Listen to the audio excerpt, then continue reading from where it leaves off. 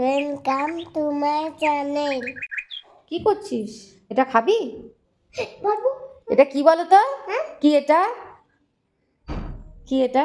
তো পাপু পাপড় না, পাপড়। কি এটা? ও সবসময় বড়াকে পাপড় বলে। খেয়ে দেখো তো, একটু ভাল লাগছে নাকি দেখো তো। তুমি তো এরকম ফুলকপি খাওনি কোনোদিনও। এটা কিন্তু কলিফ্লাওয়ার। গলে বাবা হুম। ওখানে গেলে এখানে গেলে এ বাবা, না না, আমার আবার কলিফ্লাওয়ার গাছ আছে নাকি? ওটা তো টবে, তো অন্য গাছ বাবা। টব থেকে পারিনি। তুই আবার কবে টবে আমার কলিফ্লাওয়ার দেখেছিস রে? হ্যাঁ, গলে যাবো। ভালো লাগছে? তুমি তো ভালো লাগছে খেতে? হ্যাঁ আচ্ছা, আর একটা খাবে? ভালো লেগেছে? ভালো লেগেছে শ্রিয়ানে। ই বাবা, কি ডান্স করছে দেখো, ভালো লেগেছে বলে।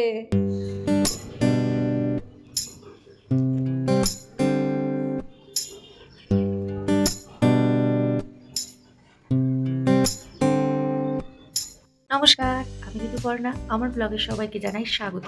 আর যে যেখান থেকে আমার এই ব্লগ দেখছো, সবাই ভালো থাকো, সুস্থ থাকো, আর বিন্দাস থাকো। আমরাও ভীষণ বিন্দাস আছি। সেই যে সকালবেলা ঘুম থেকে উঠে এসে যে বারান্দায় দাঁড়িয়ে শীতের সকালটা দেখি না, দেখি না, আর কিছুদিন বাদে ভীষণ মিস করব। কেন বলো তো? কারণ তারপরেই তো আস্তে আস্তে গরম পড়ে যাচ্ছে।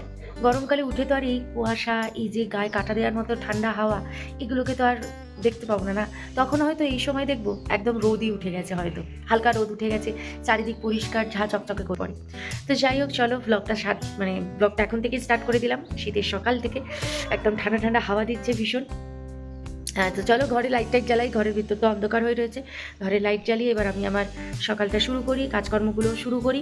তো তোমাদেরও দেখতে থাকো আমার কাজকর্ম। রোজ যেমন আমার সাথে থাকো, আমার কাজগুলোকে দেখো, ঠিক এইভাবেই আজও দেখতে থাকো।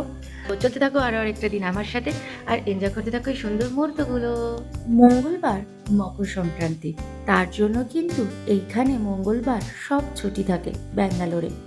তো সন্ধ্যের অফিসও ছুটি, তাই বলেছে যে আজকে শুক্রবার ওদের ট্র্যাডিশনাল ড্রেস পরে যেতে কিছু ফটো সেশন হবে।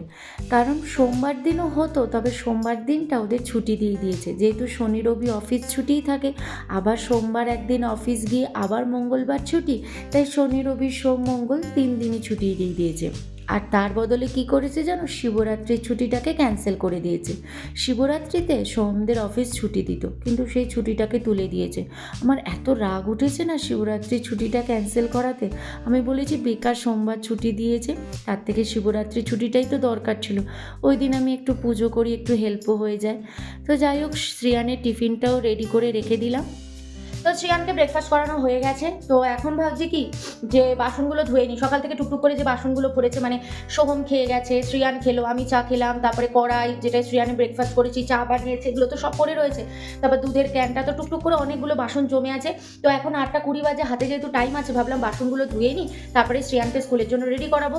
তারপরে আবার শ্রেয়ানকে স্কুলে দিয়ে আবার একটু দোকানেও যেতে হবে, কারণ ভেজিটেবলস কিনতে হবে। কিছু সবজি একদম নেই, মানে সব সবজি শেষ হয়ে গেছে, কালকে রাতে আর বেরোয়নি। তো ভাবলাম আজকে স্কুল যাওয়ার পথে মানে ওকে দিয়ে তারপরে আমি সবজি কিনে নিয়ে চলে আসি। বাসন তো চলো এগুলোকে আগে চটপট ধুয়ে নিই। তো যাই হোক, এই একটা মন খারাপ আছে যে শিবরাত্রির ছুটিটা ক্যান্সেল করে দিয়েছে। তবে সোমকে বলেছি তুমি কিন্তু ছুটি নেবে, কারণ শিবরাত্রিতে আমি পুজো করব, একটু কিছু হেল্পের দরকার পড়তেই পারে। তো এদিকে দেখো ডাস্টবিনগুলো বাইরে বার করে দিচ্ছি, কারণ যেহেতু সবজি কিনবো তো ফিরতে দেরি হয়ে যাবে। তো ওই জন্য ডাস্টবিন নিতেও চলে আসবে। তো আমার তো আর তাহলে ডাস্টবিন নিতে পারবে না, তাই আজকে আগেই বার করে রাখলাম। আর শ্রিয়ান কিন্তু স্কুল যাওয়ার জন্য একদম রেডি হয়ে গেছে, খালি ছটফট করছে কখনো স্কুলে যাবে।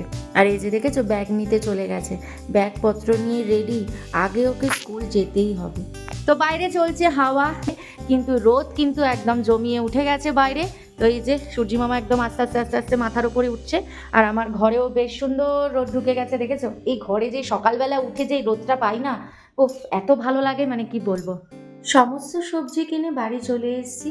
এবার তোমাদেরকে বরং আজকে শেয়ার করি যে এখানে সবজির দাম কেমন, মানে ব্যাঙ্গালোরে। আমার কাছে আছে সবজির টিপ, তো আমি টুকটাক যেটুকু কিনেছি তাতে এইখানে দাম কত, ব্যাঙ্গালোরে সবজির দাম কত চলো আজকে তোমাদের সাথে একটু ছোট্ট করে শেয়ার করে দিই, আমি যা যা কিনেছি সেগুলোর দামই আমি তোমাদের সাথে শেয়ার করছি। তো যেটুকু আমার কাছে সবজি আছে সেটুকুই তোমাদেরকে বলি যে কার কোনটা দাম। চলো, তো তাহলে তোমরা বুঝতে পারবে এখানে সবজির দাম কেমন। এটা হচ্ছে পালং শাক, দেখতেই পাচ্ছ এখানে কতটুকু রয়েছে পালং শাকটার দাম হচ্ছে 7 মানে 7 টাকা। আচ্ছা, এই ব্রোকলি, আচ্ছা ব্রোকলি এখানে পিসেই ওজন হয়, মানে একটা পিস আর কি। তো ব্রোকলির দাম হচ্ছে এটা 39 টাকা। পেঁয়াজ হচ্ছে এখানে 40 টাকা কিলো, ঠিক আছে। এই বেগুনগুলো হচ্ছে 59 টাকা কিলো, এখানে 59 59 টাকা কিলো। আর এই যে এই ছোট বেগুনগুলো, এগুলোর দাম হচ্ছে 85 টাকা কিলো, ঠিক আছে। এই ছোট বেগুনগুলো হচ্ছে 85 টাকা কিলো, এটা হচ্ছে 59 টাকা কিলো। আর এই ছোট বেগুনগুলো হচ্ছে 85 টাকা কিলো। শিমগুলো এখানে তো বড় শিম খুব একটা পাওয়া যায় না, এখানে এরকম ছোট ছোট শিমই পাওয়া যায়। তো এই শিমগুলো হচ্ছে 90 টাকা কিলো, মানে 90। এই শিমগুলো হচ্ছে 90 টাকা কিলো পাচ্ছ। এখানে কোয়াশ হচ্ছে 20 টাকা কিলো। ছোট ছোট বিটার গার্ড দুটো দেখতে পাচ্ছ, এই ছোট বিটার গার্ডগুলো হচ্ছে 99 টাকা কিলো। আরে হচ্ছে এই রেড ক্যাপসিকাম, এই রেড ক্যাপসিকাম হচ্ছে 189 মানে 189 টাকা কিলো। এখানে লেবু কিছু জায়গায় পিস মানে পিস হিসাবে বিক্রি হয়, আর কিছু জায়গায় ওজন মানে কেজিতে। তো আমি যেখান থেকে কিনেছি সেটা কেজিতে হচ্ছে 99 টাকা কিলো। এই লেবু হচ্ছে 99 টাকা কিলো। সুইট পটাটো হচ্ছে 65 টাকা। এই সুইট পটাটো হচ্ছে 65 টাকা কিলো। এখানে দু রকমের পাওয়া যায়, একটা হচ্ছে লোকাল ক্যারট আর একটা হচ্ছে উটি ক্যারট। তো উটি ক্যারটের দাম হচ্ছে একটু বেশি, আর লোকাল যে ক্যারট আছে ওটার দাম একটু কম। তো এই আমি যেটা কিনেছি এটা হচ্ছে উটি ক্যারট। এই উটি ক্যারটের দাম হচ্ছে 99 টাকা কিলো, উটি ক্যারটের দাম। যেহেতু আলু আমি সবসময় কিনি, আলু এখানে হচ্ছে 45 টাকা কিলো। তো এই হচ্ছে আমার সবজির বাজার, আর আমার বিল হয়েছে এই যে 258। এই হচ্ছে দাম আছে সব এখানে, দেখেছো। আমি এইখান থেকেই দেখে দেখে তোমাদেরকে বললাম কোনটার কি দাম। তো আমার 258 হয়েছে। তো এই যে বাজার করেছি, এই বাজারে হচ্ছে আমার 258 টাকা বিল হয়েছে। তো তোমাদের সাথে দেখো মোটামুটি সবজির দামগুলো সব শেয়ার করে দিলাম, তোমরা বুঝতেই পারলে কোনটার কি দাম। তো চলো এবার হচ্ছে এগুলোকে ধুয়ে একটু জল ঝরাতে দিই, তারপরে আবার তোমাদের সামনে আসি। সবজিগুলো ধুয়ে বাইরে রেখে দিয়েছি জলটা ঝরাতে। এদিকে একটু ড্রেসিং টেবিলটাও পরিষ্কার করে নিচ্ছি, ওই হালকা হালকা ধুলো পড়ে। কারণ আমি বলি না, আমি মাঝে মাঝে একটু মানে একদিন ছাড়াই যেহেতু একটু মুছে নিই, তাই খুব একটা ধুলো পড়ে না, তাই টুকটাক একটু ধুলো পড়ে। তো এইদিকে এটাও একটু মুছে নিচ্ছি, কারণ এই যে আগে খেলনা থাকতো, এখন এখান থেকে খেলনা একটু কমেছে, কারণ সব ওই গামলার মধ্যে ঢুকিয়ে রাখি, তাই জন্য এই জায়গাটা একটু ফাঁকা থাকে। তো একটু মুছে নিয়ে এই জন্য একটু খালি থাকে যখন, তো এই আর কি। তো আজকে কিন্তু করবো একটু পালংয়ের সবজি, অনেক দিন বাদে। কারণ সেরকম এই জন্য পালংটাকে দেখো একটু বড় বড় করে কেটে রেখেছি, একদম কোচাইনি কিন্তু, জাস্ট মাঝখান থেকে একটা টুকরো করে রেখে দিয়েছি।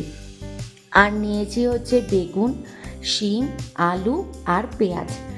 আমার এখানে তো ছোটো শিম পাওয়া যায়, তোমাদেরকে দেখালাম, সেই শিমটাকে দুভাগ করে নিয়েছি। ব্যাস এই দিয়েই বানাবো আজকে পালংয়ের সবজি। আজকে অনেক কিছু রান্না করার আছে, আজকে তো এই পালংয়ের সবজিটা বানাবো, তারপরে হচ্ছে আজকে ডিম বানাবো, আর করব হচ্ছে ফুলকপির পকোড়া করব। একটু ঢেঁড়সও রেখে দিয়েছি, ঢেঁড়স একটু ক্যাপসিকাম আছে, ওগুলো একটু পকোড়া টাইপের বানাবো। তো সেটুকুও তোমাদের সাথে শেয়ার করবো। তো আগে পালং শাকটা করে নিই, আবার শ্রেয়ানকে স্কুল থেকে নিতে যেতে হবে। তো দেখছি শ্রেয়ানকে স্কুল থেকে নিয়ে এসে যদি পকোড়া ডিমটা বসাবো। তো আপাতত ডিম এখানে আমি সেদ্ধ বসিয়ে দিয়েছি, আমার সহমা শ্রেয়ানের এখানে ডিম সেদ্ধ হচ্ছে। আর এই যে ফ্রাই প্যান বসিয়ে দিয়েছি, এখানে এখন পালংয়ের সবজিটা বসিয়ে দেবো। শ্রেয়ানকে নিতে যাওয়ার আগে আশা করছি পালংয়ের সবজিটা হয়ে যাবে। তো চলো বেশি কথা না বলে আগে সবজিটা বসিয়ে দিই। প্রথমে ফ্রাই প্যানে একটু তেল দিয়ে তার মধ্যে দিয়ে দিলাম পেঁয়াজ কুচি, পেঁয়াজটা হালকা ভাজা হলেই দিয়ে দিলাম আলুটা একটু ভাজা টাজা করে এর মধ্যে দিয়ে দিয়েছি একটু নুন। তারপরে এর মধ্যে মিশিয়ে দিলাম শিম আর বেগুনটা দেওয়ার একটু পরে এর মধ্যে দিয়ে দিয়েছি একটু আদা বাটা, তারপরে পালং শাকটাও মিশিয়ে দিয়েছি।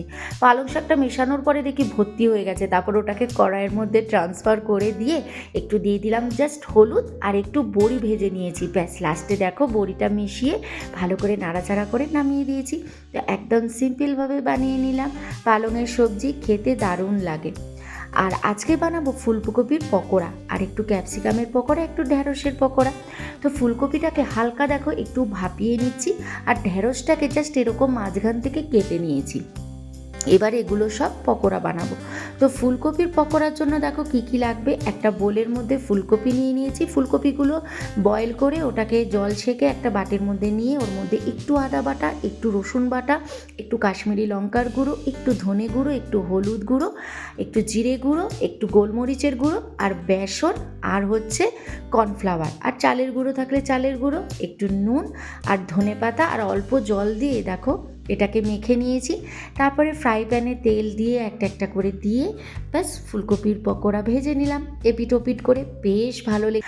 আর আবার একটু বোলের মধ্যে বেসন, কর্নফ্লাওয়ার, একটু হলুদ গুঁড়ো, একটু লঙ্কার গুঁড়ো, নুন আর অল্প ধনেপাতা দিয়ে একটু ব্যাটার বানিয়ে ওর মধ্যেই ঢ্যাঁড়স আর ক্যাপসিকামগুলো চুবিয়ে চুবিয়ে ব্যাস তেলের মধ্যে দিয়ে দিয়েছি। ব্যাস হয়ে গেল আমার ঢ্যাঁড়স ক্যাপসিকামেরও ভাজা।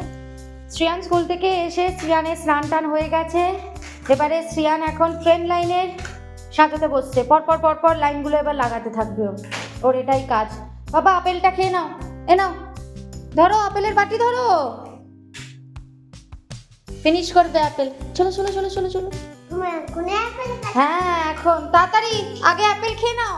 আজকে ডিমও করব বলেছিলাম, তো ডিমের জন্য দেখো মশলা সব কষানো হয়ে গেছে, ডিম ওখানে ভেজে রাখা আছে। এবার একটু জল মিশিয়ে ডিমের ঝোল বানাবো। কি এঁকেছে দেখবে বাবা, একটু হাত তোলো দেখি, দেখাই একটু দেখাই। এ দেখো কি আঁকছে দেখো, এই যে এইটা নাকি আউল, দেখো তো আউলের মতো লাগছে নাকি? হ্যাঁ আউলের মতো তো লাগছে, ঠিক ঠিক এটা আউল। আর এটা কি, এই ছোট্ট এটা কি, এটা স্মাইলি। বা আউলটা খুব সুন্দর হয়েছে তো বাবা। তুমি আউল লিখতে আঁকতে জানো কি করে? কে শিখিয়েছে তোমাকে এই আউলটা? কে শিখিয়েছে? ম্যাম শিখিয়েছে। ও মা, খুব সুন্দর হয়েছে আউল আঁকা, দারুণ হয়েছে দারুণ।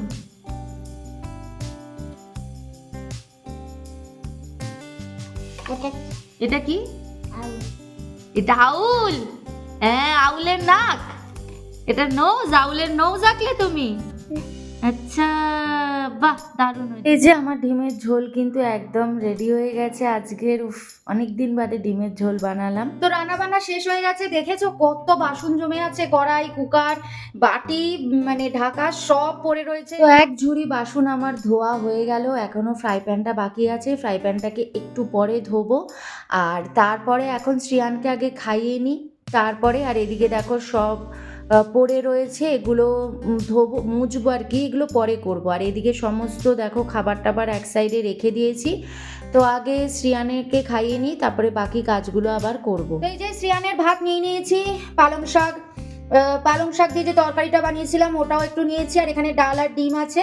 তো আর এই হচ্ছে ভাত। চলো এবার শ্রিয়ানকে খাওয়াতে বসিয়ে যাওয়া যাক। তো শ্রিয়ানকে দেখেছো কত বড় একটা বালাপোষের মধ্যে উনি একা শুয়ে আছেন, বলছে আমি বাবার মতো শোবো, ওই জন্য ওর বাবার বালিশ নিয়েছে, বাবার জায়গায় শুয়েছে। আর এই যে বাবার বালাপোষ উনি গায়ে দিয়েছেন, বলছে আমি বাবার মতো শোবো। তো দেখো ওই ধারে গিয়ে শুয়ে আছে। কাজকর্ম শেষ করে একদম লাঞ্চ কমপ্লিট, এখন বাজে 4টে বাজতে 10 মিনিট বাকি। আমার সমস্ত কাজ কমপ্লিট হলো এইসবে, মানে খাওয়া দাওয়ার পরে কাজ বলতে খালি খাওয়া ছিল, খাওয়ার পরে 3-4টে বাসন মাজার ছিল, ব্যাস। তো এখন 3:50 বাজে, পুরো 3:50 বাজে আমি ঘরে চলে এসেছি। এবার একটু রেস্ট নেব। ইনি কি করবেন জানি না, এখন যদি ইনি ঘুমান তার মানে উঠবে 7টা 7:30টায়, আর রাত্রিবেলা ঘুমাবে 1টার সময়।